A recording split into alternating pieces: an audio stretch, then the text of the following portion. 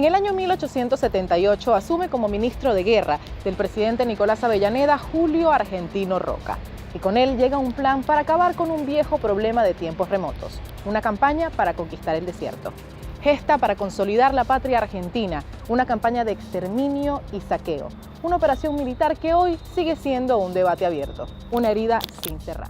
Y en este video te vamos a contar en qué consistía la campaña del desierto, quiénes fueron sus protagonistas, sus antecedentes y su legado. Al momento de la independencia de las provincias del Río de la Plata, más de la mitad del actual territorio argentino consistían en tierras inexploradas, hostiles y habitadas por pueblos considerados por los blancos como salvajes.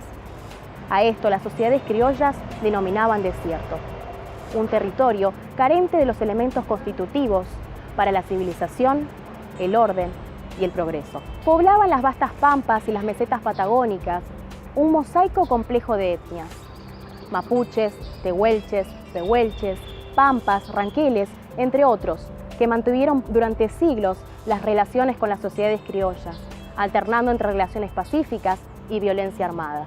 Para los blancos, tanto antes de la independencia como después de ella, el desierto era una fuente de constante inseguridad, mayormente por los malones, que eran partidas de indios que en un ataque relámpago subidos a caballos con lanzas y boleadoras atacaban, secuestraban y mataban ganado y personas. Y así, tan rápido como llegaban, desaparecían tras el horizonte pampeano. La situación marginal del Río de la Plata dentro del Imperio Español se tradujo en los escasos y poco efectivos intentos de colonización al sur. Hacia 1780, el virrey Bertiz fijó el límite en el río Salado, donde quedó congelado durante décadas. Tras la Revolución de Mayo de 1810, los primeros gobiernos patrios enviaron partidas armadas al desierto, entre ellos la de Pedro Andrés García a las Salinas Grandes, para tratar de negociar con los indios.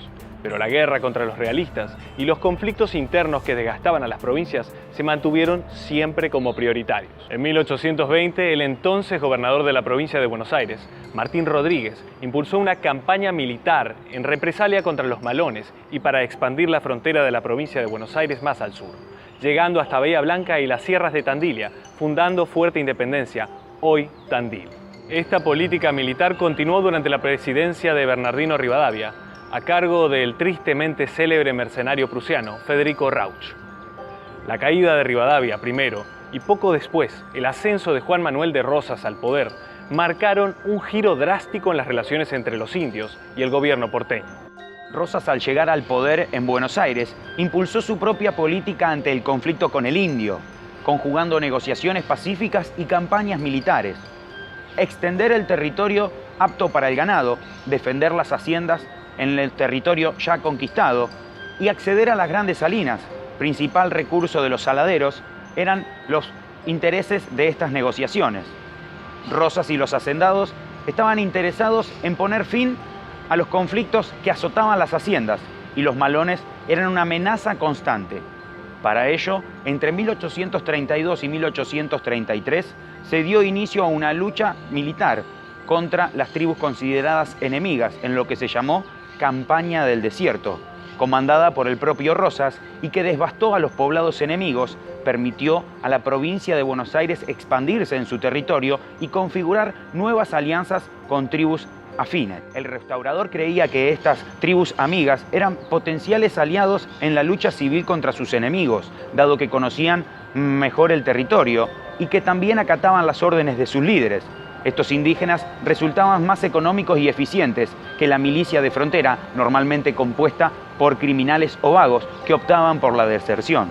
Para lograr esos acuerdos, se llegaron a negociaciones pacíficas que constaban en la entrega de mercadería, alimentos, vicios y ganado al grupo indígena que se trasladaba hacia la frontera, cerca de algún fortín, y ayudaba en la defensa del territorio. La batalla de Caseros finalizó con el gobierno de Rosas y con el negocio pacífico de los indios. Durante la década de 1850, los pueblos del desierto se entremezclaron en las batallas entre la Confederación y la provincia de Buenos Aires. Para el momento de la consolidación de Mitre como presidente de la República, en 1862, los malones retomaron su accionar, aumentando en su frecuencia y en su intensidad violenta.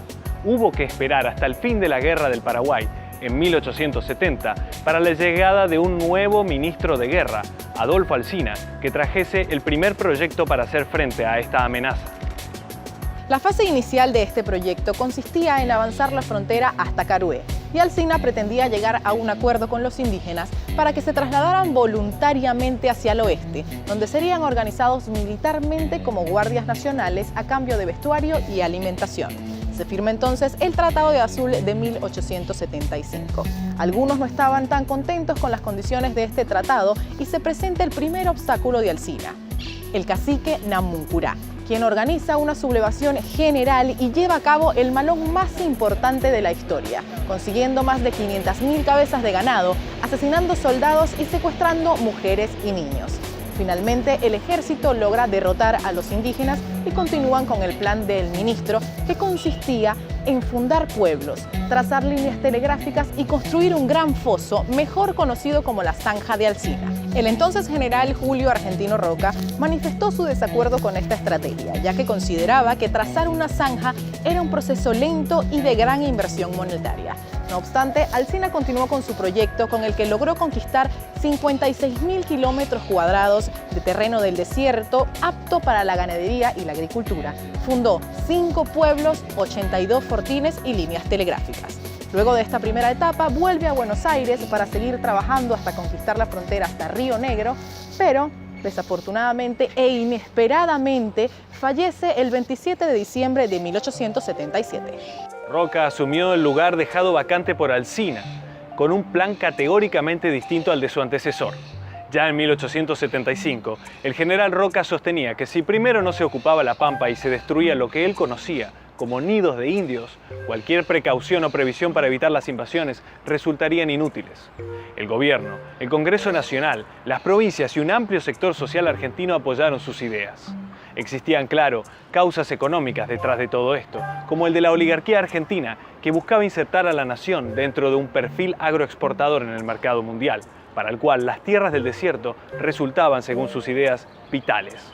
Asimismo, también existían causas políticas e institucionales, como la competencia con Chile por la Patagonia, el afianzamiento de un Estado nacional fuerte y la existencia de un ejército nacional con experiencia en la Guerra del Paraguay, armado con armamento de última generación.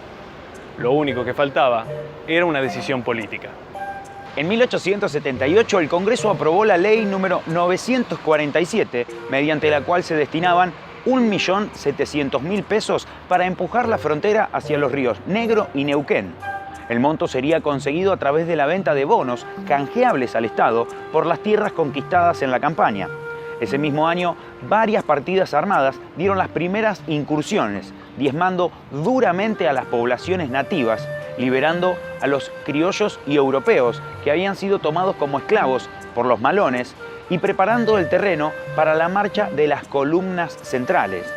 Cual rodillo gigante, las divisiones descendieron en paralelo desde el sur de la provincia de Buenos Aires, Córdoba y Mendoza, para converger al mando de Roca el 25 de mayo de 1879 en la isla de Choel Choel, anexionando así la Pampa Central entre las estribaciones andinas, el río Colorado y la costa de Carmen de Patagones, e incorporando más de 8 millones de hectáreas para la República y las provincias limítrofes. Roca volvió a Buenos Aires para disfrutar las ventajas políticas de su triunfo y consagrarse en 1880 como presidente. Pero las operaciones militares continuaron. Se siguió enfrentando a las poblaciones indígenas que se refugiaban en los contrafuegos andinos, subyugándolas a ellas y al territorio patagónico, y para 1885 el desierto estaba conquistado. Las tierras adquiridas mediante la campaña de Roca fueron repartidas entre las grandes familias de la élite gobernante. Aquellas que fueron entregadas como parte de pago a militares de bajo rango o poseedores de títulos de pequeñas propiedades distantes terminaron en manos de las grandes terratenientes. Grandes extensiones de tierra fueron acaparadas por la oligarquía, los trenes privados y especuladores. El saldo que dejó esta victoria fue alrededor de 14.000 muertes indígenas, según el informe oficial de la Comisión Científica que acompañó al ejército argentino. Aunque existen datos de algunos historiadores que aseguran que las muertes fueron muchísimas más.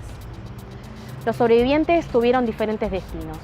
Algunos fueron desplazados a tierras marginales poco productivas, otros fueron tomados como prisioneros de guerra, enviados a campos de concentración a servir al ejército y la marina.